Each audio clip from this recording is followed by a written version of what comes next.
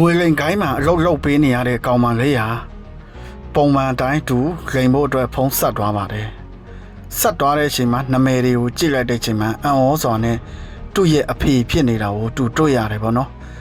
စိတ်မကောင်းစွာနဲ့ကောင်မလေးကဘလို့သူ့အဖေကိုပြန်ခင်ရမလဲဆိုတာကိုပေါ့နော်ပြန်တွေးပြီးသူမျက်ရည်ကျပြီးစိတ်မကောင်းဖြစ်နေတဲ့အချိန်ပေါ့နော်ဟိုဘေးကလူတားဖြန့်လူတွေကလည်းသူ့ကိုစောင့်ကြည့်နေတယ်ပေါ့နော်ဒါကိုပြန်ကြည့်မယ်ဆိုရင်တော့လွန်ခဲ့တဲ့10နှစ်လောက်ကပေါ့နော်သူ့အိမ်မှာသူ့အဖေနဲ့အမေနဲ့အဆင်မပြေဘူးပေါ့နော်အဲ့လိုမျိုးစကားမှရံဖြစ်ရင်သူ့အဖေကစိတ်လိုက်မှရိုက်နှက်တတ်တဲ့စိတ်ကြောင့်သူဟာအိမ်ကနေထွက်ခွာသွားတာပေါ့နော်အဲအကြောင်းမလို့စိတ်ပြက်ပြီးတော့10နှစ်လောက်အိမ်ကနေပျောက်သွားတာကြားဖြန့်ခိုင်းရသူ့ကိုဖမ်းခေါ်ဆောင်သွားပြီးတော့